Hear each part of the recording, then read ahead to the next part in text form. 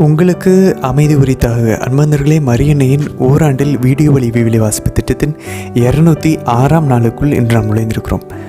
அன்பந்தர்களே, எசையா புத்தகத்தில் இன்றைக்கி நம்ம 32ஆம் அதிகாரமும் 33ஆம் அதிகாரம் வாசிக்கப் போகிறோம். கூடவே இன்றைக்கி புதிய ஒரு புத்தகத்தை துவங்கப் போகிறோம். பாரூக்ன்ற புத்தகத்தை நம்ம இன்றைக்கி துவங்க போகிறோம். இவர் 12 சிறிய இறைவாக்கினர்களுக்குள் ஒருவரும் கிடையாது. அவரை நம்ம எடுத்துக்கொள்ள முடியாது. அதே நேரத்தில் இவர் பெரிய இறைவாக்கினரும் கிடையாது. அப்போ இவர் யார் அப்படின்னு சொல்லி பார்த்தோன்னா, இவர் எரேமியா இறைவாக்கினருடைய ஒரு ஸ்கிரைப், அவருடைய எழுத்தாளராக நம்ம பார்க்கலாம். அவர் என்னென்ன சொல்கிறாரோ அதெல்லாம் இவர் எழுதி பதிவு செய்யக்கூடிய ஒரு ஆளாக இவர் இருக்கிறார், பாரூக் அப்படின்றார். ஸோ ஒரு இறைவாக்கினராக டெக்னிக்கலாக நம்ம இவரை அழைக்க முடியாது பாரூக்கை. பட் ஒரு பிரதியை எடுக்கக்கூடிய, காப்பி பண்ணக்கூடிய ஒரு ஸ்கிரைபாக நம்ம இவரை பார்க்கலாம். ஒரு எரேமியா இறைவாக்கினருடைய ஒரு செக்ரட்டரி, ஒரு செயலாளர் கூட இருக்கிறவர், அந்த மாதிரி நம்ம பார்க்கலாம். ஸோ இன்றைக்கி பாரூக்கில் 1ஆம் அதிகாரமும் 2ஆம் அதிகாரமும் வாசிக்க போகிறோம்.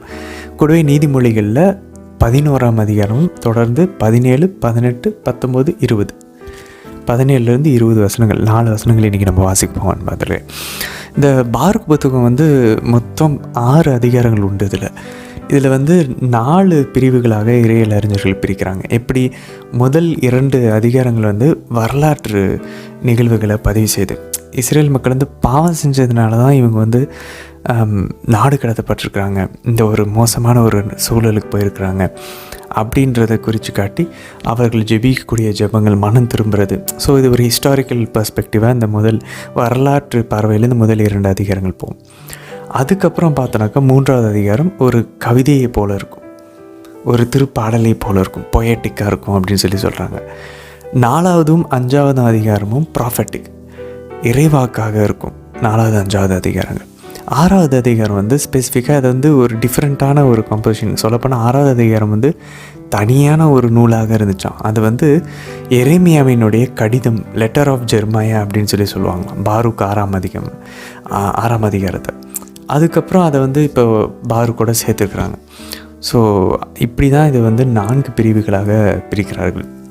ஸோ இது எப்போ எழுதப்பட்டிருக்கலாம் அப்படின்னாக்க, இவர் எரேமியாவினுடைய காலத்தில், அதாவது எப்போது கிமு 600, ஆண்டவர் இயேசுவுக்கு 600 வருஷங்களுக்கு முன்பதாக நடந்துக்கலாம். அப்போனா எசேயா இறைவாக்கினருக்கு அப்புறம். ஸோ இது எல்லாமே நடந்திருக்கு. எசேயா இறைவாக்கினர் அந்த நாடு கடத்தப்படுவதற்கு முன்பாக, அந்த நாடு கடத்தப்பட அந்த டைம். ஸோ இவர் அதுக்கப்புறம், நாடு கடத்தப்பட்டதுக்கப்புறம் நடக்கிறக்கூடிய விஷயங்களில் தான் இந்த பாரூக் நம்ம வாசிக்க போகிறோம்.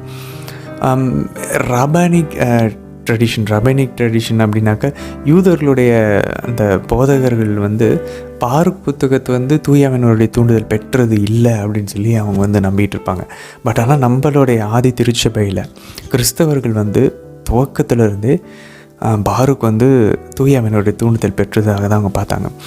சொல்லப்போனால் பாரூக் எபிரேய மொழியில் இல்லை அப்படின்னு சொல்லுவாங்க. நிறைய பேர் அதை புறக்கணிப்பாங்க, பிரிந்து போன சகோதரர்கள் கூட. பட் இப்போ ரீசெண்டாக நிறையா புதிய சுருளேடுகள் கண்டுபிடிக்கப்பட்டிருக்கிறது அந்த புவியியல் ஆராய்ச்சியில். அதில் நம்ம பார்த்தோம் அப்படின்னாக்கா, பாரூக்குக்கு ஃபுல் புத்தகமே எபிரேய மொழியில் இருக்குது. ஸோ நிறைய விஷயங்கள் நமக்கு தெரிய வருது. நம்ம திருச்சபையின் தந்தையர்கள் பாரூக்கை ரொம்ப முக்கியமாக பார்க்குறார்கள்.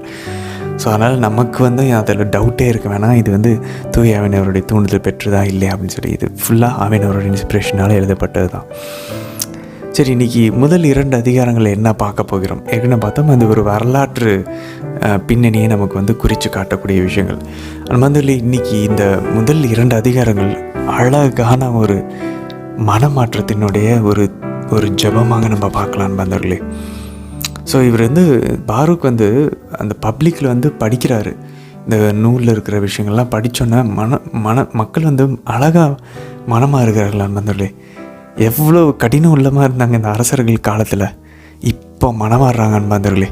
பாபிலோனில் நாடு கடத்தப்பட்டு இதை நம்ம வாசிக்கும் போது இந்த முதல் 2 அதிகாரங்களை மறக்காமல் ஊதாரி மகனே நம்மளோட மனசில் வச்சுக்கணும். ஊதாரி மகன் அந்த பன்றிகள் தின்னக்கூடிய நெற்றுகள் கூட கொடுக்க கொடுப்பார் யாரும் இல்லாத அந்த ஒரு சூழலுக்கு போவார் தெரியுமா? அந்த மாதிரி இந்த மக்கள் ஒரு பாயிண்டில் போவாங்க. எந்த அளவுக்குன்னா அவங்களுடைய பிள்ளைங்களுடைய சதையை சாப்பிட்ற அளவுக்கு, அந்த அளவுக்கு நம்ம ஏற்கனவே வாசித்தோம். அந்த அளவுக்கு அவங்களுடைய புதல்வர்களுடைய சதையும் மாமிசத்தை யோசிச்சு பார்ப்போமே. கனவுல கூட நம்மளால் அப்படி செய்ய முடியாது. அப்படிப்பட்ட ஒரு மோசமான ஊதாரி மகனை போல் பஞ்சத்துலேயும் அசிங்கத்துலேயும் அப்போ அவங்களுடைய சுய நினைவுக்கு வராங்க. They come to their senses. ஊதாரி மகனும் ஹி கேம் டு ஹிஸ் சென்சஸ்ன்னு நம்ம வாசிக்கிறோம். அப்படின்னா அவர் அறிவு தெளிவுக்கு வராங்க. ஆமாம்ல, நம்ம முட்டாள்தனமாக பண்ணிட்டோம்ல. அந்த ஊதாரி மகன் அந்த மாதிரி இப்போ வராங்க இஸ்ரேல் மக்கள். அப்போ ஆண்டவர் பாருங்களேன், அந்த ஊதாரி மகன் கதையில் இவங்க நாடு கடத்தப்பட்டதை ஞாபகப்படுத்துகிறாரு. இப்போ தான் அதோடய டெப்த்து புரியுது பாருங்களேன், அதோடைய ஆழம். ஊதாரி மகன் எதுவும் சும்மா சாதாரண ஒரு கதை இல்லை. நீங்கள் இப்படி போயிட்டீங்களே ஊதாரி மகனை போல், ஆனால் தந்தை உங்களுக்காக காத்துக்கிட்டு இருக்காரு. எவ்வளோ அழகாக ஆண்டவர் கொண்டு வர்றாரு பாருங்களேன். அந்த ஒரு சின்ன கதையில் இந்த மொத்த பழைய ஏற்பாட்டையும் ஆண்டவர் சுருக்கிட்டார் ஊதாரி மகன் கதையில். ஸோ இவங்க என்ன பண்ணுறாங்க, காசெல்லாம் அனுப்புகிறாங்க. இப்போ எருசலேமுக்கு ஆண்டவருக்கு பலியை செலுத்துங்கப்பான்னு இருந்தப்பெல்லாம் பலி செலுத்தலை. இப்போ அறிவு தெளிவுக்கு வராங்க. ஆமாம்ல, ஆண்டவர் கட்டளையிட்ட மாதிரி அவருக்கு வழிபாடு நம்ம செய்யலை. நம்ம எத்தனை தடவை நம்ம திருப்பலிக்கு போக தவறி இருப்போம் பந்தங்களை, எத்தனை ஜெபமாலைகள் ஜெபிக்க தவறி இருப்போம். இப்போ தோணுது, ஆமாம்ல, இதெல்லாம் நம்ம பண்ணியிருந்தால் நம்ம எந்நேரம் ப்ரொடெக்டராக இருந்திருப்போமே, பாதுகாப்பாக இருந்திருப்போமே. அப்போ அவங்க என்ன பண்ணுறாங்க, இந்த பலிகளை செலுத்துறதுக்கு பணம் அனுப்புகிறாங்க. அனுப்பிட்டு எல்லா உதவிகள், அந்த கிண்ணங்கள் எல்லாத்தையும் திருப்பி தராங்க. கொண்டு வந்து கொடுத்துட்டு நீங்கள் இதெல்லாம் எப்போது இவங்க நாடு கடத்தப்பட்டு ஒரு 5 வருஷம் கழித்து எல்லாம் சுயநினைவு வராங்க. ஐயோ அப்படின்னு சொல்லிட்டு அதுக்கப்புறம் இவங்க அந்த பலி செலுத்தும் போது இந்த கன்ஃபெஷன் ப்ரேயரை பண்ணுங்க அப்படின்னு சொல்லி, அழகான ஜெபம் பார்ந்தவர்களே. இது திருப்பாடல் 51 வாசிக்கிற மாதிரி இருக்கும். அதே போல் தானியேல் புத்தகம் 9ஆம் அதிகாரத்தில் நம்ம வாசிச்சோன்னா தெரியும். 9ஆம் அதிகாரத்தில் தானியேல் ஒரு அழகான ஜெபத்தை நம்ம பின்னாடி வாசிப்போம். ஒரு ஜெபத்தை ஜெபிப்பார் அவருடைய மக்களின் சார்பாக, ஒரு கன்ஃபெஷனல் ப்ரேயர். திருப்பாடல் 51 எப்படி ஒரு அழகான ஒரு பாவத்துக்கு மன்னிப்பு கேட்குற ஒரு திருப்பாடல் ஜெபமோ, அதே போல் இந்த பாருக் புத்தகத்துலேயும் நம்ம வாசிப்போம் வந்தர்களே. அப்போ நம்ம பாருங்களேன், கிட்டத்தட்ட அதில் அந்த தாவீதினுடைய ஸ்லாங்கும் தானியேலினுடைய அந்த ஒரு மொழியும் அவங்களுடைய அந்த ஃபார்முலா இருக்கும். ஃபஸ்ட் எடுத்துன பாவத்தை ஒத்துக்கிறது, அறிக்கையிடுறது, நான் செஞ்சது தப்பு தான் சொல்கிறது. அதுக்கப்புறம் ஆண்டவரே நீங்கள் கரெக்டாக தான் செஞ்சுருக்கீங்க, நாங்கள் தான் தப்பாக இருந்தோம்னு சொல்லிட்டு அந்த ஒரு அறிவு தெளிவு புரிதலுக்கு ஏற்றுக்கொள்வது. 2வது ஸ்டெப்பில் ஆண்டவர்கிட்ட மன்னிப்பு கேட்டு அவரோட உதவியை கேட்குறது. 3வது ஸ்டெப்பு ஆண்டவர் செய்த நன்மைகளை நினச்சி பார்த்து, நான் இதெல்லாம் செய்கிறேன், நான் அதெல்லாம் பண்ணுறோம், எங்களை மாற்றுங்க. ஸோ ஆண்டவரோட நன்மையை நினச்சி பார்ப்பது. ஸோ இந்த 3 ஸ்டெப்பை நம்ம இங்கே பார்க்கலாம். இன்றைக்கி இது ஒரு நமக்கு உண்மையிலேயே மனமாற்றம் அடையணும், மன்னிப்பு கேட்கணுன்னா அன்பார்ந்தவர்களே, நம்ம போக வேண்டிய திருப்பாடல் 51. நிறைய திருப்பாடல்கள் இருக்குது, பட் குறிப்பாக 51, குறிப்பாக பாருக் 1-2 கூட நம்ம வாசிக்கலாம். 1ஆம் அதிகாரம் 2ஆம் அதிகாரம். அவங்க அங்கே சொல்லும்போது அதை நிறுத்திட்டு நம்ம பாவத்தை யோசித்து பார்க்கணும், நம்ம கடந்த வாழ்க்கையை யோசித்து பார்க்கணும். அழகாக நம்ம ஆண்டவரே, நீங்களே எங்களை இந்த மாதிரி தான் எகிப்திலேருந்து கூப்பிட்டுருந்தீங்க, என்னுடைய வாழ்க்கையில் நிறைய பிரச்சனை இருந்துச்சு, நீங்கள் எனக்கு இறக்கம் காட்டிட்டு தான் இருந்தீங்க. ஆனால் அவங்க எப்படி பாவம் செஞ்சாங்களோ இஸ்ரேல் மக்கள், அதே போல் நானும் செஞ்சுட்டு தான் இருக்கேன் ஆண்டவரே, இன்னமும் செஞ்சுட்டு தான் இருக்கேன், எங்களை மன்னிங்கன்னு சொல்லி கேட்கலாம். அழகான பகுதி அன்பார்ந்தவர்களே. ரசித்து இன்றைக்கி இந்த பாருக் 1ஆம் அதிகாரம் 2ஆம் அதிகாரத்தையும் ஒரு ஜெபமாக மாற்ற உங்களை அழைக்கிறோம். நம்மளுடைய கடந்த வாழ்க்கையை யோசித்து பார்த்து மன்னிப்பு கேட்கலாம், அதுக்கு இதை பயன்படுத்தலாம். அது மட்டும் இல்லை, இன்றைக்கி ஒரு நிலையான உடன்படிக்கையை ஆண்டவர் ஏற்படுத்துவேன் அப்படின்னு சொல்லி வாக்குறுதி கொடுக்குறார். ஸோ பவர்ஃபுல்லாக இருக்குது பாருங்களேன். அந்த நிலையான உடன்படிக்கை யோசிச்சு பாருங்க நண்பர்களே. அது நடக்குது, அது ஆண்டவர் கொண்டு செய்கிறாரு. ஆண்டவர் இறுதி ராவணம் என்பது என்ன சொல்கிறார், இது உங்களுக்காக சிந்தப்படும் என் ரத்தம், நிலையான உடன்படிக்கையின் ரத்தம், எவர் லாஸ்டிங் கவனன்ட். அப்போ தந்தை ப்ராமிஸ் பண்ணுறாரு, அவரே இறங்கி பண்ணுவார்னு. நான் அப்போ என் மக்களாக இருப்பாங்க, நான் அவருடைய கடவுளாக இருப்பேன். அதை எங்கே பாருங்கள், மகன் வழியாக நிறைவேற்றுவார் அன்பார்ந்தவர்களே. எவ்வளோ பவர்ஃபுல்லாக இருக்குது பாருங்கள். இப்போ தான் ஆண்டவர் சொல்கிற அந்த நிலையான உடன்படிக்கையினுடைய அர்த்தம் நமக்கு புரியுது பாருங்க. எல்லா உடன்படிக்கையும் இவங்க மீறினாங்க. ஏன்னா இப்போ ஆண்டவருடைய உடன்படிக்கை, நீ மீறினாலும் என் ரத்தத்தினால கழுவப்படுவ. எங்கே? ஒப்புரவு என்றும் அருள் சாதனத்தில், பாவசங்கித்தனன்ற அந்த திருவருள் சாதனத்தில், திருப்பலியில். சரி, இன்றைக்கி எசேயா புத்தகம் 32ஆம் அதிகாரத்தில் நம்ம தொடர்ந்து வாசிச்சுட்டு இருக்கோம். ஆண்டவர் அந்த அவருடைய அந்த ஸ்பெசிஃபிக்காக இஸ்ரேலுக்கும் எருசலேமுக்கும் எதிராக வரக்கூடிய அந்த இறைவாக்குகளை நம்ம பார்த்துட்ருக்கோம். இன்றைக்கி அதில் ஒரு நீதியின் அரசர் ஆண்டவர் தாவீதின் அரியணையில் உட்கார அமர்த்தி வைப்பார். அவர் நீதியையும் அமைதியும் நிலைநாட்டுவார். ஆண்டவர் இயேசுவினுடைய, பாருங்களேன், இது நற்செய்தி தான். இந்த எசேயா புத்தகமே நற்செய்தி தான். பாருங்கள், நீதியின் அரசர் யார்? எல்லாம் வரிக்கு வரி ஆண்டவரை பற்றி தான் இருக்குது, ஆண்டவர் இயேசுவை பற்றி தான் இருக்குது. பட் ஆனால் அந்த நீதியின் அரசர் வர்றதுக்கு முன்னாடி பாபிலோனால் ஆண்டவருடைய கோவத்தை நீங்கள் சகிச்சு ஆகணும், நாடு கடத்தப்படுவீங்க. அதுக்கப்புறம் ஆண்டவர் தம்முடைய ஆவியை ஊற்றுவார். எப்படி கோவத்தை ஊற்றுனாரோ அதே போல் ஆவியை ஊற்றுவார். அப்போது அமைதி, நீதி நம்மளே நினைவும். இதை நீ 32ஆம் அதிகாரத்தில் வாசிப்போம். அதுக்கப்புறம் 33, 34, 35 இந்த கடைசி 3 அதிகாரங்கள் எஸ்கட்டலாஜிக்கல் ஏஜ் அப்படின்றாங்க. அப்படின்னா திருச்சபையின் காலத்தை, கத்தோலிக்க திருச்சபையின் காலத்தை குறிக்கக்கூடிய இறைவாக்குகள் இதில் இருக்கும். அதோட இந்த பகுதி முடியுது 35ஓட. ஸோ இன்றைக்கி 33ஆம் அதிகாரம் மட்டும் வாசிப்போம். 32, 33. 33ல் திரும்ப சீயோனுடைய முந்தைய மாட்சியை ஆண்டவர் திருப்பி அதை கொடுப்பார், திருப்பி பழைய நிலைக்கு கூட்டிகிட்டு வர்றா அப்படின்ற எதிர்நோக்கி திறக்கக்கூடிய அந்த இறைவாக்குகளை இன்றைக்கி நம்ம வாசிப்போம். ஆண்டவரே திரும்ப ஒரு விடுதலை பயணத்தை, திரும்ப ஒரு புதிய படைப்பை உருவாக்க போகிறார். ஞானஸ்தானத்தின் வழியாக, அவருடைய பாடுகள், மரணம், உயிர்ப்பின் வழியாக. சரி அன்பர்களே, இன்றைய தினத்திற்கான விவிலிய பகுதிக்குள்ளே நம்ம ஜெபத்தோடு இணையலாம். தந்தை, மகன், தூய ஆவியாரின் பெயராலே ஆமேன். தந்தை யாவை இறைவனை அழைத்து ஜெபிப்போம். அருள் நிறைந்த அன்னை மரியே வாழ்க, ஆண்டவர் உம்முடனே, பெண்களுக்குள் ஆசை பெற்றவர் நீரே அம்மா.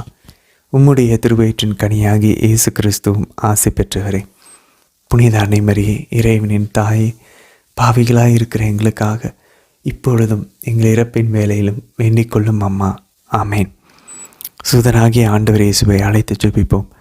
அருள் நிறைந்த அன்னை மரியே வாழ்க, ஆண்டவர் உம்முடனே, பெண்களுக்குள் ஆசை பெற்றவர் நீரே அம்மா. உம்முடைய திருவயிற்றின் கனியாகிய இயேசு கிறிஸ்துவும் ஆசை பெற்றவரே. புனித அன்னை மரியே, இறைவனின் தாயே, பாவிகளாக இருக்கிற எங்களுக்காக இப்பொழுதும் எங்கள் இறப்பின் வேலையிலும் வேண்டிக் கொள்ளும் அம்மா. ஆமேன். தூய ஆவியானவரை அழைத்து ஜெபிப்போம். அருள் நிறைந்த அன்னை மரியே வாழ்க, ஆண்டவர் உம்முடனே, பெண்களுக்குள் ஆசை பெற்றவர் நீரே அம்மா. உம்முடைய திருவயிற்றின் கனியாகி இயேசு கிறிஸ்துவும் ஆசை பெற்றவரே.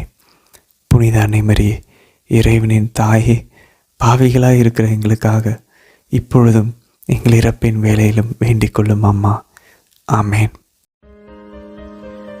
எசாயா ஆகமம் அதிகாரம் 32. இதோ ஓர் அரசர் நேர்மையுடன் அரசாழ்வார், தலைவர்களும் நீதியோடு ஆட்சி செய்வர். ஒவ்வொருவரும் காற்றுக்கு ஒதுங்கிடமாகவும் புயலுக்கு புகலிடமாகவும், வறண்ட நிலத்தில் நீருள்ள கால்வாய் போலும், காய்ந்த மண்ணில் பெரும் குன்றின் நிழல் போலும் இருப்பர். அப்பொழுது பார்வையுடையவரின் கண்கள் மறைக்கப்பட்டிரா, கேள்வியுடையவரின் செவிகள் அடைக்கப்பட்டிரா. பதறும் நெஞ்சங்கள் அறிவை உணர்ந்து கொள்ளும், திக்குவாயரின் வாய் தயக்கமின்றி தெளிவுடன் பேசும். மூடர் இனி சான்றோர் என அழைக்கப்படார், கயவர் இனி பெரியோர் என கருதப்படார். ஏனெனில் மூடர் மடமையாய் பேசுகின்றனர், அவர்களின் மனம் தீமை செய்ய திட்டமிடும். அவர்களின் சிந்தை இறைப்பற்றின்றி தீச்செயல் செய்வதையே நாடும். அவர்கள் ஆண்டவரை பற்றி தவறாகவே பேசுவர். பசித்தோரின் பசி போக்க மாட்டார், தாகமுற்றோர்க்கு நீர் தர மறுப்பார்.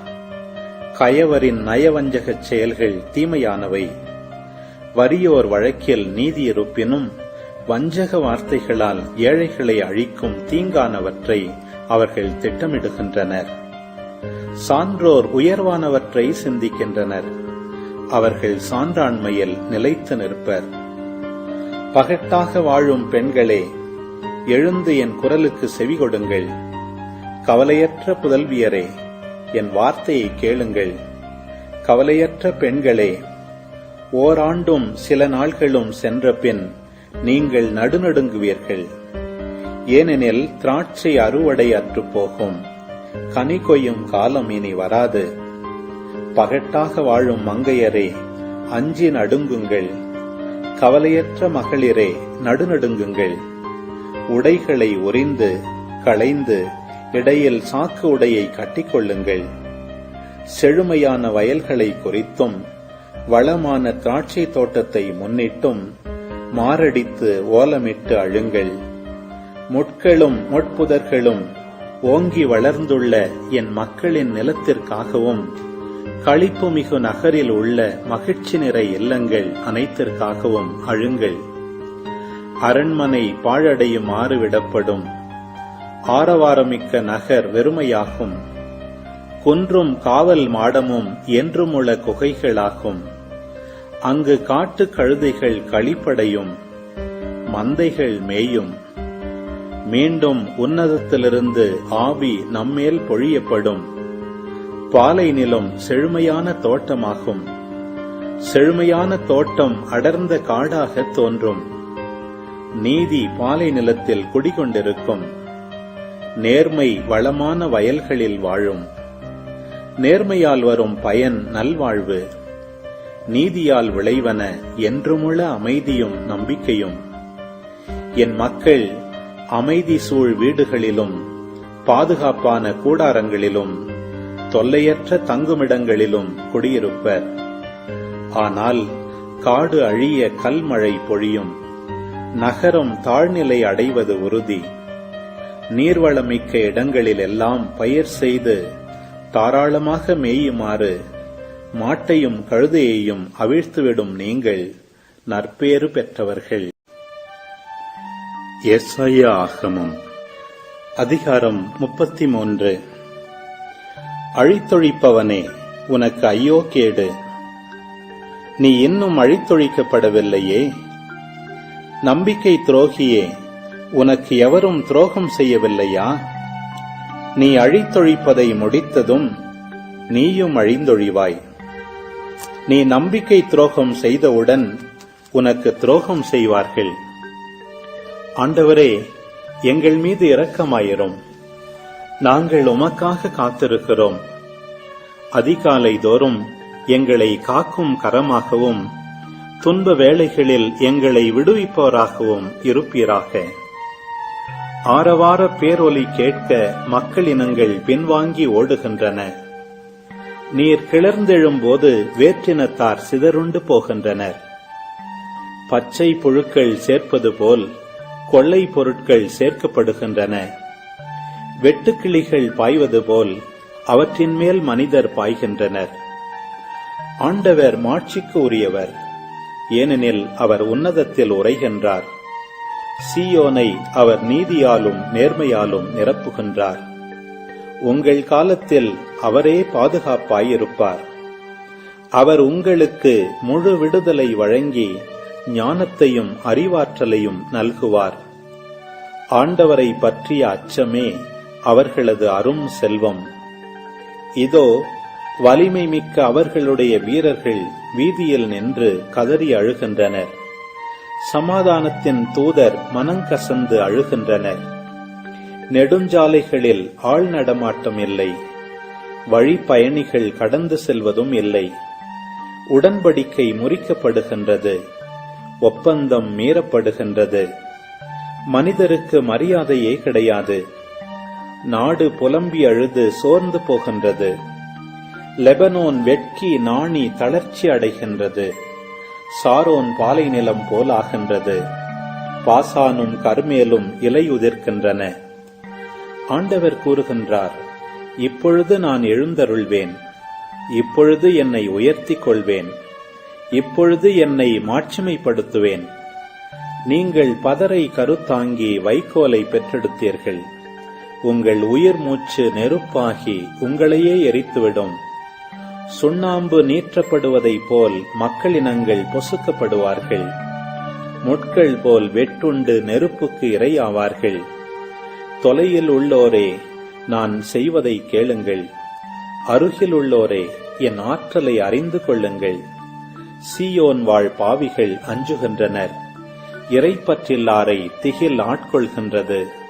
சுட்டெரிக்கும் நெருப்பில் நம்மில் எவர் தங்குவார்? என்றென்றும் பற்றி எரியும் தழலில் நம்மில் எவர் இருப்பார்?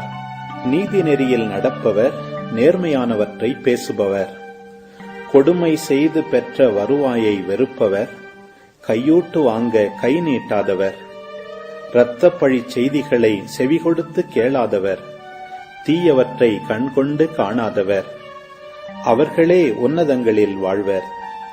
கற்பாறை கோட்டைகள் அவர்களது காவல் அரண் ஆகும். அவர்களுக்கு உணவு வழங்கப்படும், தண்ணீர் தரப்படுவதும் உறுதி. அரசரை உங்கள் கண்கள் அழகுமிக்கவராக காணும்.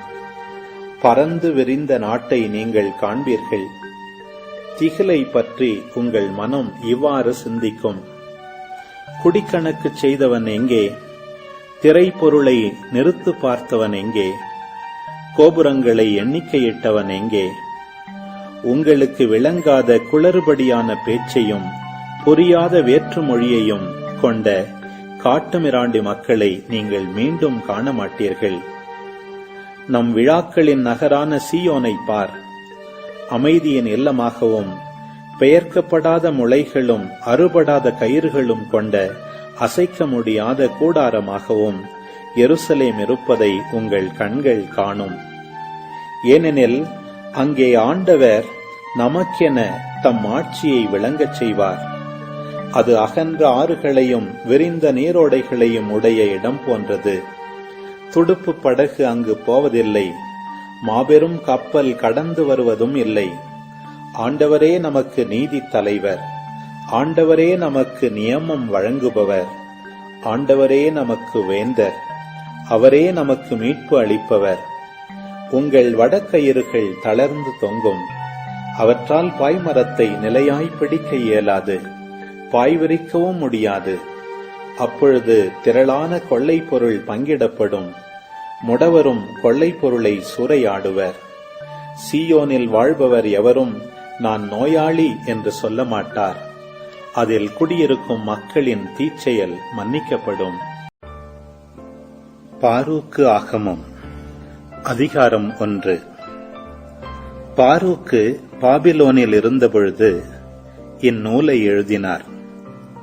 பாரூக்கு நேரியாவின் மகன், நேரியா மக்சேயாவின் மகன், மக்சேயா செதேக்கியாவின் மகன், செதேக்கியா அசதியாவின் மகன், அசதியா இல்கியாவின் மகன்.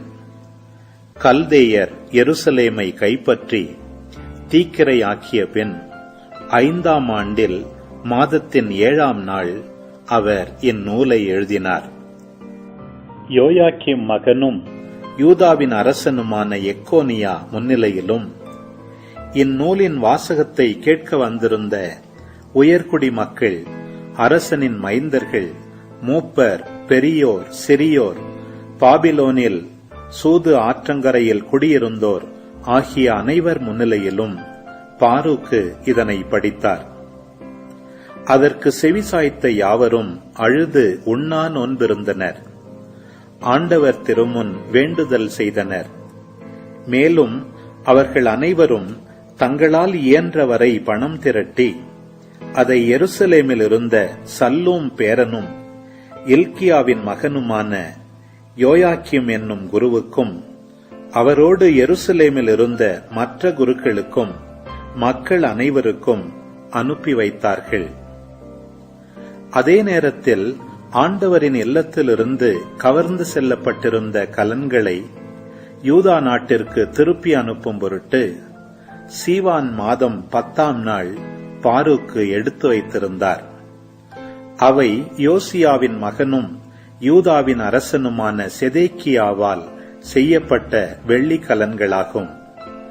அவை பாபிலோனிய மன்னன் நெபுகத்நேசர் எருசலேமிலிருந்து எக்கோனியா தலைவர்கள், கைவினைஞர்கள், உயர்குடி மக்கள், நாட்டு மக்கள் ஆகியோரை பிடித்து பாபிலோனுக்கு நாடு கடத்திய பின் செய்யப்பட்டவை.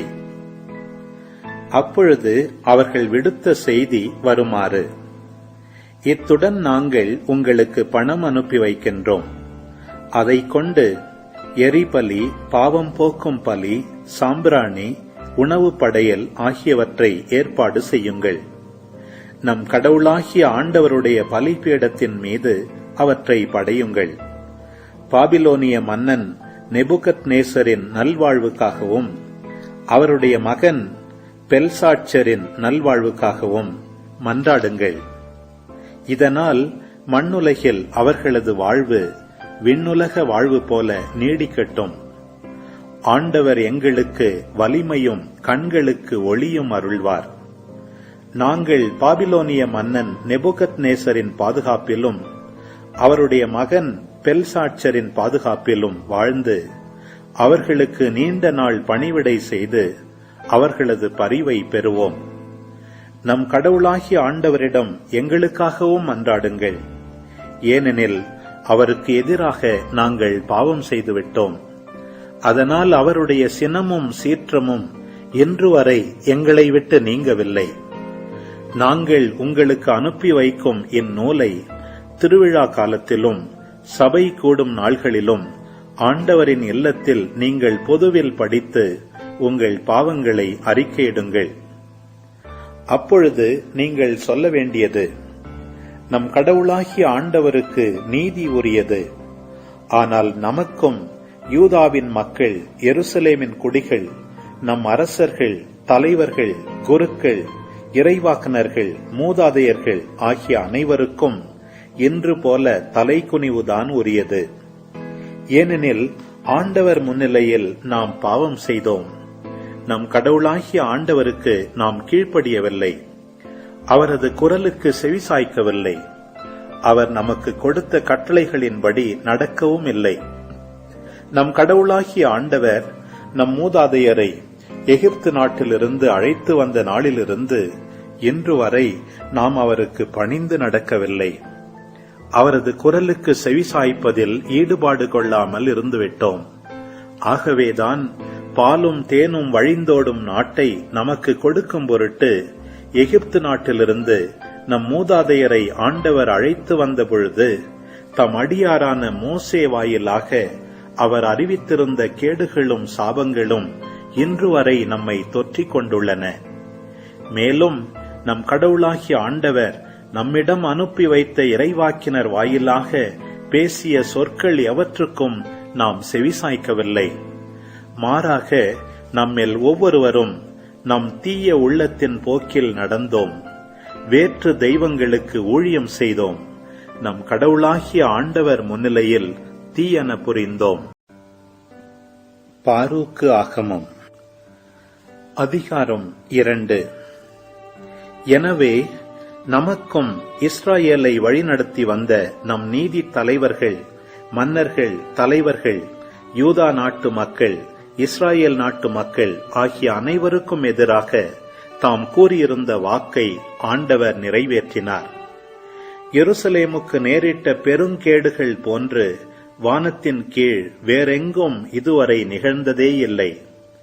மோசேயின் சட்டத்தில் எழுதியுள்ளவாறே இவை அனைத்தும் நிகழ்ந்தன. இதனால் நாம் ஒவ்வொருவரும் நம் சொந்த புதல்வர் புதல்வியருடைய சதையையே தின்ன வேண்டியிருந்தது.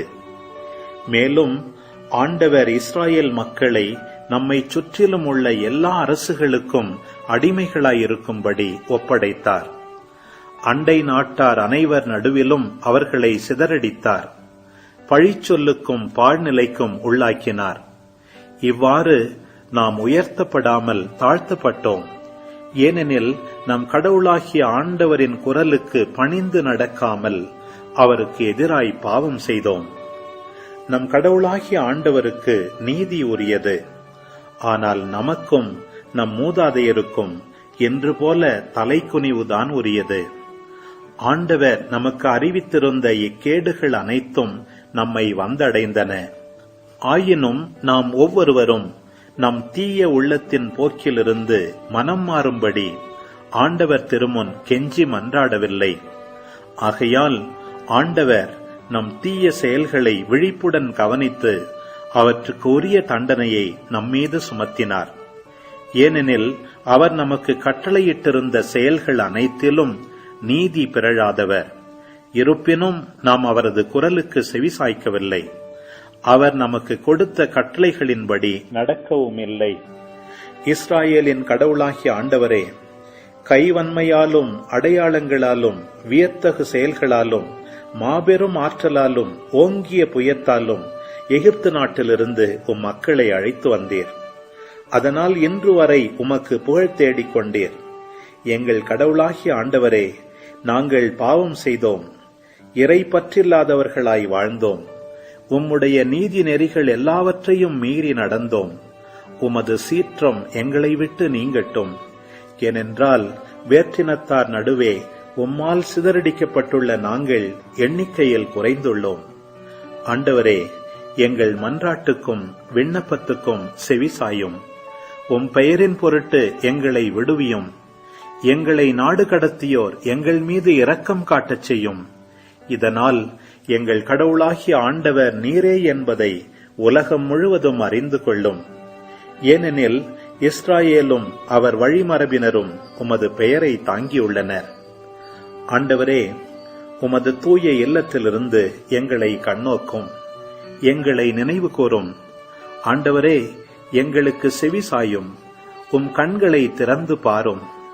ஏனெனில் உயிர் உடலை விட்டு பிரிந்த நிலையில் பாதாளத்திற்கு சென்றோர் ஆண்டவரின் மாட்சியையும் நீதி செயல்களையும் அறிக்கையிட மாட்டார்கள்.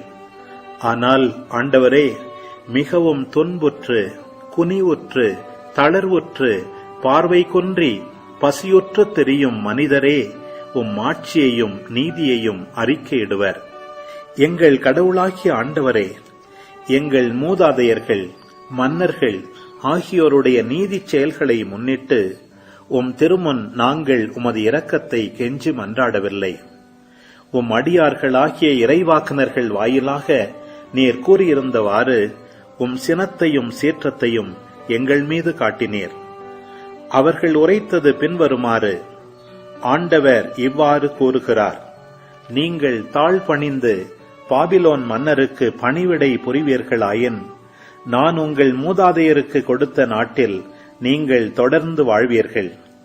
ஆனால் நீங்கள் ஆண்டவரின் குரலுக்கு செவிசாய்க்காமலும் பாபிலோனிய மன்னருக்கு பணிவிடை புரியாமலும் இருந்தால், யூதாவின் நகரங்களிலும் எருசலேமின் தெருக்களிலும் மகிழ்ச்சியின் ஒலியும் அக்களிப்பின் ஆரவாரமும் மணமக்களின் குரலொலியும் அற்றுப்போகச் செய்வேன். நாடு முழுவதும் குடியிருப்பாரற்று பாழடைந்து போகும். ஆனால் நாங்கள் உமது குரலுக்கு செவி கொடுக்கவும் இல்லை, பாபிலோனிய மன்னருக்கு பணிவிடை புரியவும் இல்லை. எனவே உம் அடியார்களாகிய இறைவாக்குனர்கள் வாயிலாக நீர் கூறியிருந்ததை நிறைவேற்றினேர். அதாவது, எங்கள் மன்னர்களின் எலும்புகளும் மூதாதையர்களின் எலும்புகளும் அவர்களுடைய கல்லறைகளினின்று வெளியேற்றப்பட்டன. அவை வெளியே எறியப்பட்டு இதோ பகலின் வெயிலிலும் இரவின் குளிரிலும் கிடக்கின்றன. அவர்கள் பஞ்சம், வாள், கொள்ளை நோய் ஆகிய கொடுந்துயர்களுக்கு இரையாகி மடிந்தார்கள். இஸ்ராயேல் வீட்டாரும் யூதா வீட்டாரும் தீச்செயல் புரிந்ததால் உமது பெயர் விளங்கும் இல்லத்தை என்றுள்ள கீழ்நிலைக்கு உள்ளாக்கிவிட்டீர். ஆயினும் எங்கள் கடவுளாகிய ஆண்டவரே, உமது பரிவுக்கும் இரக்கப் பெருக்கிற்கும் ஏற்ப நீர் எங்களை நடத்தி வந்திருக்கிறீர். இஸ்ராயேல் மக்கள் முன்னிலையில் உமது திருச்சட்டத்தை எழுதுமாறு உம் அடியார் மோசேக்கு கட்டளையிட்ட நாளில் அவர் வாயிலாக நீர் மொழிந்தது இதுவே: நீங்கள் என் குரலுக்கு செவிசாய்க்காவிட்டால் இம்மாபெரும் மக்கள் கூட்டத்தை மிகவும் சிறியதாக்கி வேற்றினத்தார் நடுவே சிதறடிப்பேன். அவர்கள் எனக்கு செவிசாய்க்க மாட்டார்கள் என்பது எனக்கு தெரியும். ஏனெனில் அவர்கள் யாருக்கும் வணங்காதவர்கள். ஆனால் தாங்கள் அடிமைகளாக இருக்கும் நாட்டில் தங்கள் இயல்பான நிலைக்கு திரும்புவார்கள். அப்பொழுது தங்கள் கடவுளாகிய ஆண்டவர் நான் தான் என்பதை அவர்கள் அறிந்து கொள்வார்கள். ஏனெனில் கீழ்ப்படியும் உள்ளத்தையும் கேட்கக்கூடிய செவிகளையும் நான் அவர்களுக்கு கொடுப்பேன். அவர்கள் தாங்கள் அடிமைகளாக இருக்கும் நாட்டில் என்னை புகழ்வார்கள், என் பெயரை நினைவு கூர்வார்கள். தங்கள் பிடிவாதத்தினின்றும் தீச்செயல்களினின்றும் மனம் திரும்புவார்கள். ஏனெனில் ஆண்டவர் முன்னிலையில் பாவம் செய்திருந்த தங்கள் மூதாதையரின் வழிகளை நினைவு கூர்வார்கள். அவர்களின் தந்தையராகிய ஆபிரகாம், ஈசாக்கு, யாக்கோபு ஆகியோருக்கு கொடுப்பதாக நான் ஆணையிட்டு உறுதியளித்த நாட்டுக்கு அவர்களை மீண்டும் அழைத்து வருவேன். அவர்கள் அதை ஆள்வார்கள். நான் அவர்களை பெருகச் செய்வேன். அவர்கள் எண்ணிக்கையில் குறைய மாட்டார்கள். நான் அவர்களோடு முடிவில்லா உடன்படிக்கை ஒன்றை செய்து கொள்வேன். அதனால் நான் அவர்களுக்கு கடவுளாயிருப்பேன். அவர்கள் எனக்கு மக்களாயிருப்பார்கள். என் மக்களாகிய இஸ்ராயேலுக்கு நான் கொடுத்துள்ள நாட்டிலிருந்து அவர்களை இனிமேல் வெளியேற்ற மாட்டேன். இரக்கமுள்ளோர் தம் செயலால் தாமே நன்மை அடைவர். இரக்கமற்றோரோ தமக்கே ஊறு விளைவித்துக் கொள்வர். பொல்லார் பெறும் ஊதியம் ஊதியம் அல்ல, நீதியை விதைப்போரோ உண்மையான ஊதியம் பெறுவர். நீதியில் கருத்தோன்றியோர் நீடு வாழ்வர். தீமையை நாடுவோர் சாவை நாடிச் செல்வர். வஞ்சக நெஞ்சினர் ஆண்டவரின் இகழ்ச்சிக்குரியவர். மாசற்றோர் அவரது மகிழ்ச்சிக்கு உரியவர். ஆமேன். ஆண்டவரே, இந்த நாளுக்கான இந்த அழகான இறை வார்த்தைகளுக்காக நன்றி செலுத்துகிறோம் அப்பா. ஆண்டவரே, 200 நாட்கள் கடந்து வந்த எங்களுக்கு இந்த பாதையில் நிறைய விஷயங்களை கற்றுக் கொடுத்துருக்கீங்க அப்பா. குறிப்பாக இன்றைக்கி இந்த பாரக்கின் நூலிலிருந்து எங்களுடைய மனமாற்றம் எப்படி இருக்கணும், how does a conversion look like, ஒரு மனமாற்றம் எப்படி இருக்கும் அப்படின்றத எங்களுக்கு நீங்கள் கற்றுத்தரீங்க அப்பா. அந்த 3 படிகளை நாங்கள் கற்றுக்கொண்டோம். இன்று எங்களுடைய வாழ்க்கையை நாங்கள் திரும்பி பார்த்து உங்ககிட்ட அறிக்கையிடுறோம். ஆண்டவரே, நீங்கள் செஞ்சது எல்லாம் கரெக்ட், நாங்கள் செஞ்சது தான் தப்பு அப்பா. இப்போ உங்களுடைய அருளை எங்கேயுமே அதை பொழிந்தருளும் ஆண்டவரே, எங்களை விடுவித்தருளும். கடந்த நாட்களில் எங்களுக்கு நீங்கள் அற்புதங்கள் அடையாளங்கள் செஞ்சது போல் திரும்பி எங்களுக்கு உம்முடைய நாமத்தின் நிமித்தம் எங்ககிட்ட செஞ்சது ஒன்றுமே இல்லை, செய்கிறது சொல்லி காட்டுறதுக்கு ஒன்றுமே இல்லைப்பா. உங்களுடைய இரக்க பெருக்கின் ஏற்ப எங்களுக்கு அருள் கூறும் ஆண்டவரே. எங்களை திரும்ப முந்தைய நிலைக்கு மாற்றும், எங்களை மீட்டு அருளும் அப்பா. தந்தை, மகன், தூய ஆவியாரின் பெயராலே ஆமேன். அன்பார்ந்தவர்களே, எவ்வளோ பவர்ஃபுல்லான ஒரு அழகான இறை வார்த்தை பகுதியை நம்ம முடிச்சிருக்கிறோம். அன்பார்ந்தவர்களே, இந்த பாரக் புத்தகம் ரொம்ப ரொம்ப அழகான புத்தகமாக இருக்குது. இப்படி மனமாறுவாங்களா இஸ்ரேல் மக்கள் அப்படின்றத நினச்சி கூட நான் பார்க்கல. இல்லை, நம்ம அந்தளவுக்கு அழகாக மனமாறி இருக்கிறாங்க. அவங்களோட ஜெபங்கள் எவ்வளோ அழகாக இருந்துச்சு. சரி, அதுக்கு போகிறதுக்கு முன்னாடி சுருக்கமாக எசேயா புத்தகத்தில் பார்த்துருவோம் பாருங்கள். 32ஆம் அதிகாரம் 1ஆம் வசனம் பாருங்கள். இதோ ஒரு அரசர் நேர்மையுடன் அரசாழ்வார், தலைவர்களும் நீதியோடு அரசாட்சி செய்வர். அந்த நேர்மையோடும் நீதியோடும் அரசாகக்கூடிய அரசர் யார் அன்பார்ந்தவர்களே? ஆண்டவர் இயேசு. தலைவர்கள் யார்? திருச்சபையின் தலைவர்கள். அஃப்கோர்ஸ் ஆண்டவர் தேர்ந்தெடுத்த தலைவர்கள்லேயே ஒரு யூதாஸ் இருந்தான். அந்த மாதிரி நிறைய யூதாசுகள் இருக்கிறாங்க. பட் அதுக்கு மத்தியிலும் இன்றும் திருச்சபை நேர்மையோடு தான் போயிட்டுருக்கு, தூய்மையோடு தான் போயிட்டுருக்கு. ஒரு சில குருக்கள் கன்னியர்கள் இருக்கலாம், அது ஒரு 10% இருக்கலாம். பட் ஆண்டவருடைய அந்த நீதியின் அந்த நேர்மையும் இன்னும் நம்ம திருச்சபையில் இருக்குது. இன்னமும் கூட பாருங்கள், ஒரு போர் வருதுன்னா வேண்டாம், அமைதிக்காகுங்க, அமைதி காத்துக்கொள்ளுங்கள் அப்படின்னு சொல்கிறது யார்? திருச்சபை தான். இன்னமும் கூட ஓரின சேர்க்கை, இன்னமும் கூட கருத்தடை, இன்னமும் கூட கருக்கலைப்பு, அதுக்கப்புறம் மிகப்பெரிய இந்த இனப்படுகொலைகள், இந்த அகதிகளினுடைய அவங்களுடைய அந்த ரெஃப்யூஜிஸ், இது அவங்களுக்கு எதிராக செய்யப்படக்கூடிய வன்முறைகள், இது எல்லாத்துக்கும் எதிராக குரல் கொடுக்கறது யார்? திருச்சபை தான். கடைசி லாஸ்ட் லைன் ஆஃப் டிஃபென்ஸ். இன்னமும் கூட உலகத்தில் எல்லா அரசுகளும் கூட பாவங்களை அங்கீகரிக்கலாம், ஆனால் திருச்சபை மட்டும்தான் இன்னும் இல்லை அது பாவம்னு சொல்லிக்கிட்டு இருக்கு இன்னமும் இந்த உலகத்தில். என்ன அதை பவர்ஃபுல்லாக சொல்கிறதுக்கு நம்மளை மாதிரி ஞானஸ்தானம் பெற்றவர்கள் வந்து நம்ம விட்டு கொடுக்க மாட்டேங்கிறோம் நம்ம வாழ்க்கையை.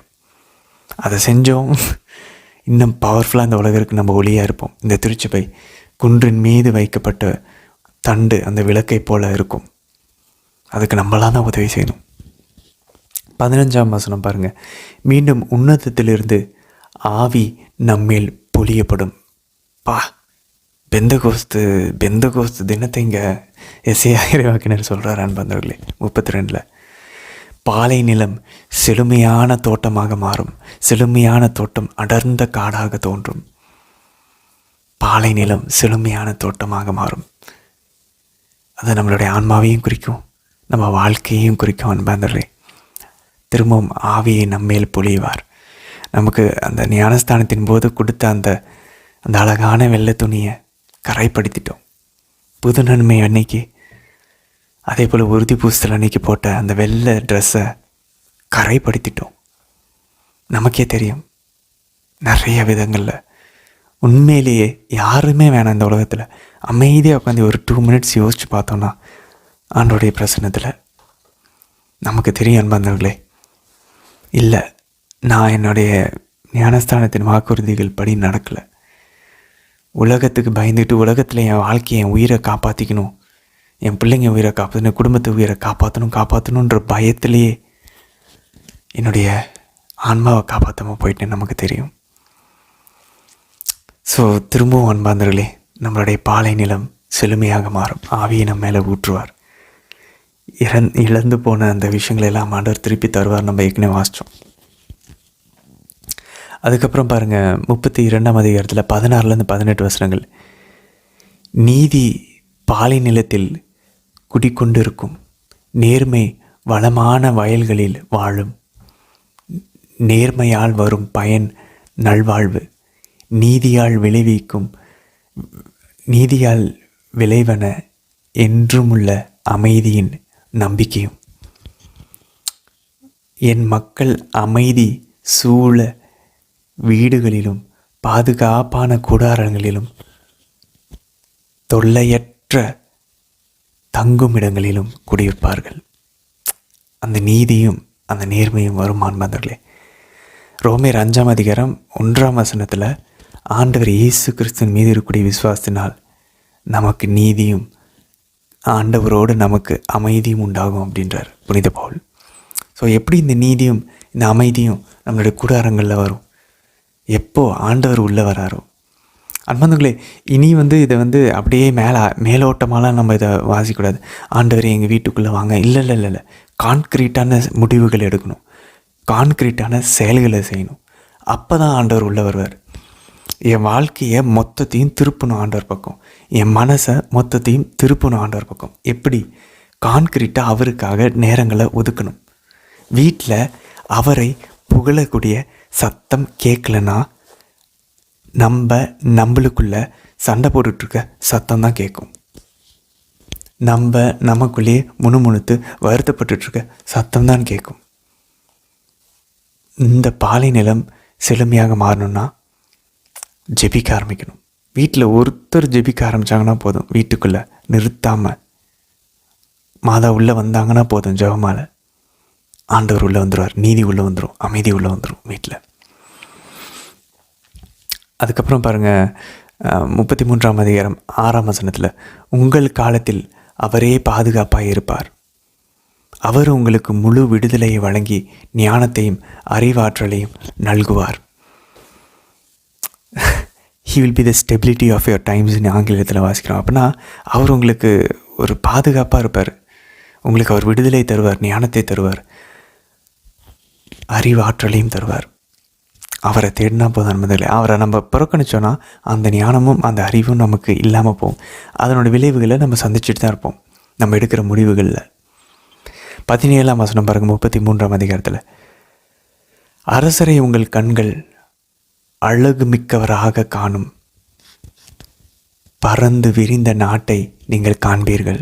அன்பர்களே, யோவான் 1:14 சொல்லுது, நாங்கள் வார்த்தை மாமிசமானார், நம்மிடையே குடிக்கொண்டார், எங்கள் கண்கள் அவரை கண்டது.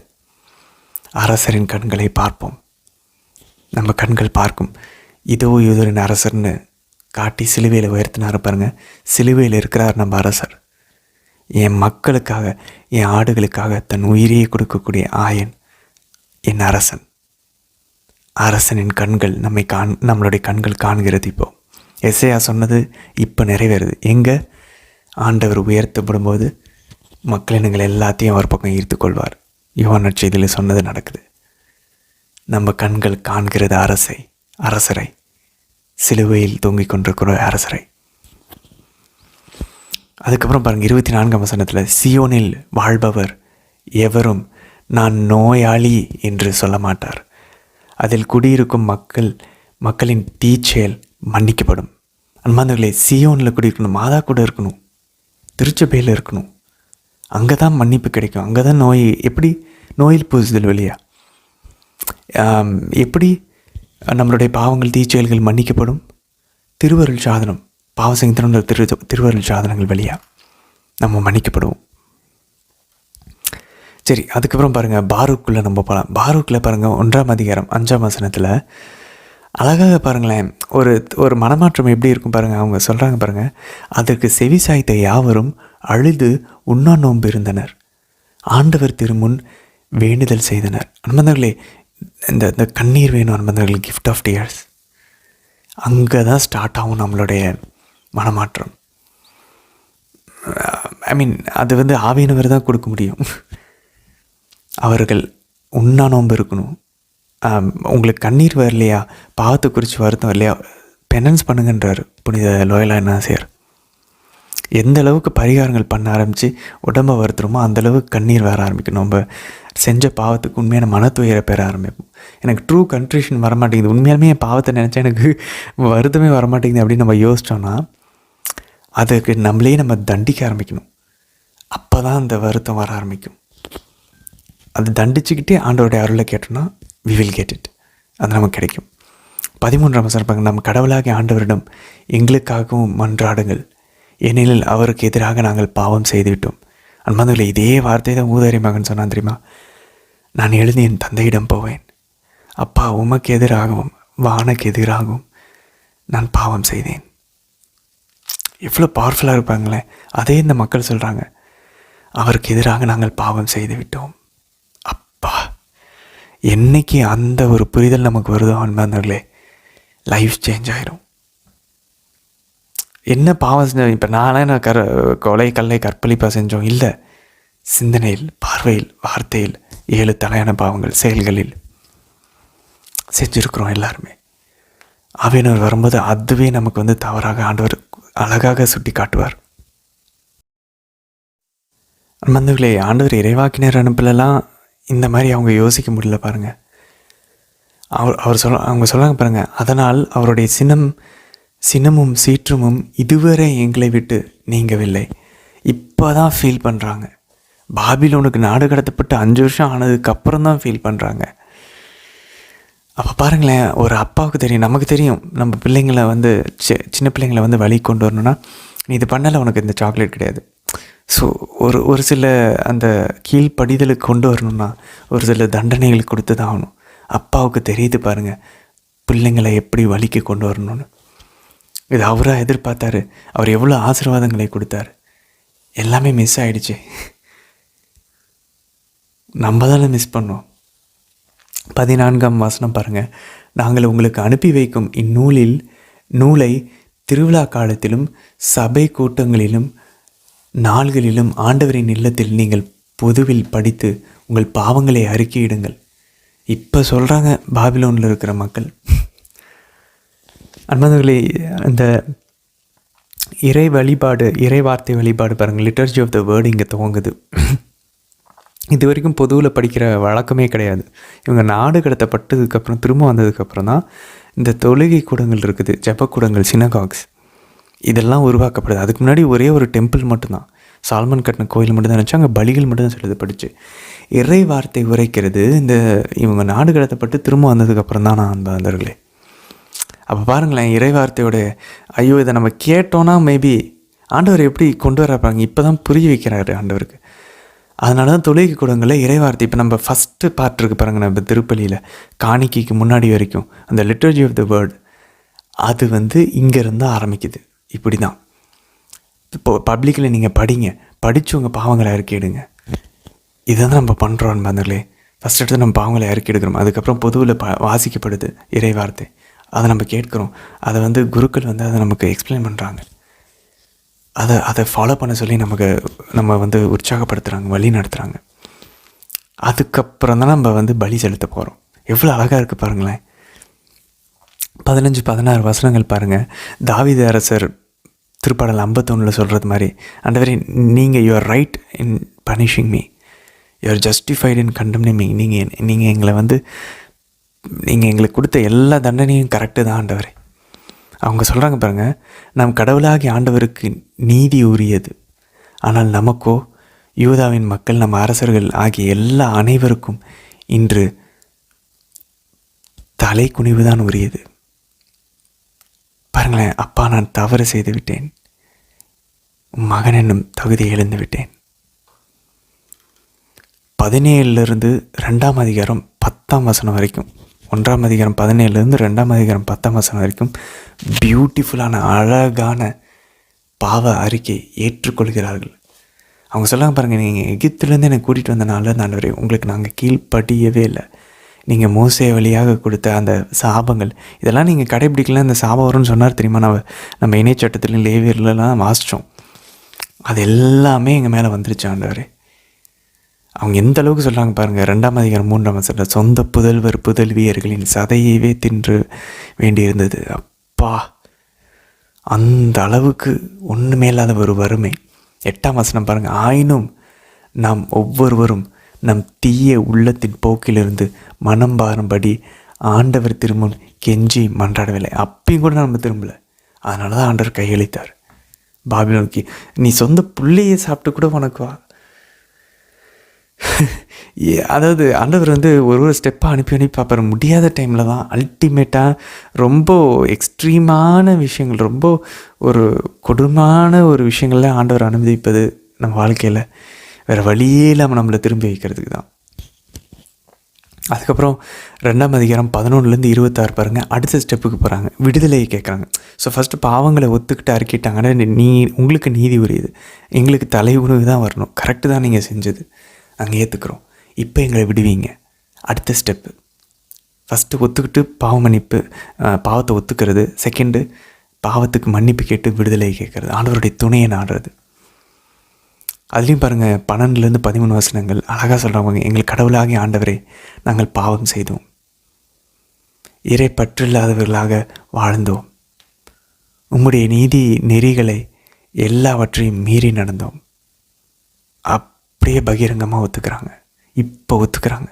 13ஆம் வசனம் பாருங்கள், உமது சீற்றம் எங்களை விட்டு நீங்கட்டும், எங்களுக்கு இப்போ உதவி செய்யுங்க, உங்கள் கோவத்தை எங்கள்லேருந்து திருப்பிக்குங்க. உங்கள் கண்களை திறந்து பாருங்கள். எவ்வளோ அழகான வார்த்தைகள் பாருங்கள். நம்ம அந்த ஆண்டவரே உங்கள் கண்களை திறந்து பாருங்கள். ஏனென்றால் வேற்றினத்தார் நடுவே உம்மால் சிதறடிக்கப்பட்டுள்ள நாங்கள் எண்ணிக்கையில் குறைந்திருக்கிறோம். அதாவது அவங்க என்ன சொல்லுவார்னா, ஆண்டவரே இப்போ என்கிட்ட ஸ்ட்ரென்த் இல்லை, என்கிட்ட ஒன்றுமே இல்லை ஆண்டவரே. அவங்க 18ஆம் வசனம் சொல்கிறா பாருங்கள், ஒரு மனமாறக்கூடிய ஒரு மனுஷன் எப்படி இருக்கணும்னா, 18ஆம் வசனம் சொல்லுது பாருங்கள், பாருக் 2ஆம் அதிகாரம். ஆனால் ஆண்டவரே மிகவும் துன்புற்று குனிவுற்று தாழ்வுற்று பார்வை குன்றி பசியுற்று தெரியும் மனிதரே உம் ஆட்சியை நீதியையும் அறிக்கையிடுவார்கள். நாங்கள் அப்படி இருக்கிறோம் அப்பா. துன்புற்றுருக்குறோம், அசிங்கப்பட்டிருக்கிறோம், தாழ்வுற்றுருக்குறோம், பார்வையை குன்றி போய் கண்ணு கூட தெரியல வருத்தத்தில் பசி விட்டுருக்குறோம் ஆண்டவர். இதெல்லாம் எப்போ ஒரு அன்பாந்தர்களே இந்த மாதிரி எண்ணம்? உண்மையாலுமே பசி வரணும் உடம்பில், மனசில். அப்போ தான் பசி வரும். ஃபாஸ்டிங் இல்லாமல் இது எதுவுமே நடக்காது அன்பாந்தர்களே. நான் மனமாறின அந்த டைமில் அன்பாந்தர்களே, ஆண்டவர் வந்து கூட்டிகிட்டு போய் ஒரு கோயிலில் அழகாக அந்த இடத்துல, யாருமே திடீர்னு ஒரு அண்ணன் வந்தார். நாங்கள் ஹாஸ்டலில் இருக்கும்போது படிக்கும்போது, இன்றைக்கி காலைல மாசுக்கு போகலாமா அப்படின்னாங்க. எனக்கு தெரிஞ்சு இது எதுவும் டிஃப்ரெண்ட்டாக இருக்குது, ஏன் இவர் இந்த மாதிரி கூப்பிடவே மாட்டார், சரி போவோங்க மாசுக்கு தானே கூப்பிட்றாங்க, அது தப்பாக கூப்பிட்றாங்க சொல்லிட்டு காலையில் போனோம் ஒரு 6 மணிக்கு. அந்த கோயிலில் அன்னைக்குன்னு பார்த்து ஃபஸ்ட்டு ஃபாதர் பெர்க்மன்ஸ், அவர் பிரிந்து போன சபை சார்ந்தவர் தான் ஃபாதர் பெர்க்மன்ஸ், நம்ம எல்லாருக்குமே தெரியும். அவருடைய ஒரு பாடலில் பாடினாங்க. எனக்கு அவரோட பாடல்னு தெரியல, ஆனால் அது நல்லா இருந்துச்சு. அந்த இயேசுவே என் தெய்வமே என்மேல் மனம் இறங்கும் அப்படின்னு சொல்லி அந்த பாடலுக்கான லிங்க் இந்த வீடியோட டிஸ்கிரிப்ஷனில் கொடுத்துருக்கோம். நீங்கள் அதை கேட்டு பாருங்கள்.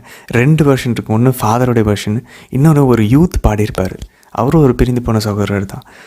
ஆனால் அவ்வளோ அழகான பாடல் நம்ம தெரியும். அந்த பாட்டை கேட்கும்போது அதுக்கப்புறம் ஒரு 2 மாதத்துக்கு அந்த பாட்டு தான் என்னுடைய ஜெபமாக இருந்துச்சு. அப்போ ஆண்டவருக்கு தெரியுது அந்த பாட்டு என்னை தொட்டுச்சு. இதுதான் நான் பாட வேண்டிய பாடல். என் மனசு இது தான் தேடிட்டு இருந்துச்சு. என் மனசு இப்படி தான் இருக்குது. நான் பாவம் செய்தேன், உம்மை நோக செய்தேன், உம்மை தேடாமல் வாழ்ந்து விட்டேன். அதில் ஒரு வரி வரும் பாருங்களேன். ஆண்டவரே உம்மை மறுதளித்தேன், பின் வாங்கி போனேன், அதனால் என்ன தெரியுமா நடந்துச்சு? வல்லமை இழந்தேன் ஐயா. அந்த வார்த்தை இப்போவும் கூட அன்பானவர்களே, நான் எப்படி என் மேலே எனக்கு கண்ட்ரோல் இல்லாமல் நான் இப்படி என் வல்லமை இழந்தேன். என் வல்லமை, நான் நல்ல பையனாக தான் இருந்தேன், நல்ல ஒரு பொண்ணாக தானே இருந்தேன். ஆனால் அவங்க வல்லமை இழந்துட்டேன் ஆண்டவரே. நான் பாவம் செய்தேன், உம்மை நோக செய்தேன், என்னை மன்னியும் தெய்வமே. சூப்பரான பாடல் அன்பானவர்களே. அதை ட்ரை பண்ணுவோம். அதை கேட்டு அதுதான் என்னுடைய ஒரு 2-3 மாதத்துக்கு அதுதான் பாடல். அதை பாடினாலே கண்ணீர் கொடுத்தாரு. அந்த டைமில் அழகாக அந்த கன்வர்ஷன் டைமில் கண்ணீரை கொடுத்தாரு. அந்த பாட்டு இன்ட்ரடியூஸ் பண்ணுறதுக்கே நாங்கள் அந்த பூசையை கூட்டிகிட்டு போன மாதிரி இருந்துச்சு அந்த திருப்பலிக்கு. இப்படி அவ்வளோ தெரிச சொல்கிறாங்க, அவங்களுக்கு டெம்டேஷன் வருமா ஃபாஸ்டிங் இருக்கிறப்ப. ஐயோ, ஏற்கனவே அவங்க உடம்பு ரொம்ப பலவீனமானது, நம்ம ஃபாஸ்டிங் இருந்தால் உடம்பு சரியில்லாமல் போயிடும், யார் நம்மளை பார்த்துக்குவா, நம்மளை நம்பி இதெல்லாம் இருக்கே, அந்த வேலை இருக்கே. அது அப்புறம் தான் அவங்களுக்கு தெரிய வந்தா சாத்தாங்கிட்ட இருந்து வருதுன்னு. அவங்க சொல்லுவாங்களாம், செத்தா கூட பிரச்சனை இல்லை அப்படின்னு வாங்கலாம். உடனே அந்த டெம்டேஷன் அவங்கள விட்டு போயிடுமா. அவங்க அப்போ இந்த மாதிரி தாட்ஸை கொண்டு வருவாங்க. இன்னாசியாரும் இந்த மாதிரி கஷ்டப்பட்டுருக்காரு, மனசில் இந்த மாதிரியான எண்ணங்கள் வந்துக்கிட்டு தான் இருக்குது. ஸோ ஃபாஸ்டிங் இருக்கும்போது இந்த மாதிரி டெம்டேஷன் இருந்தால் அப்படி அவளே தெரிஞ்ச மாதிரி நம்மளும் சொல்லணும், பரவாயில்ல, ஒன்றும் செத்தாலும் ஒன்றும் பிரச்சனை இல்லை, இப்படி பாவத்தோடு வாழ்கிறதுக்கு, இப்படி கஷ்டத்தோடு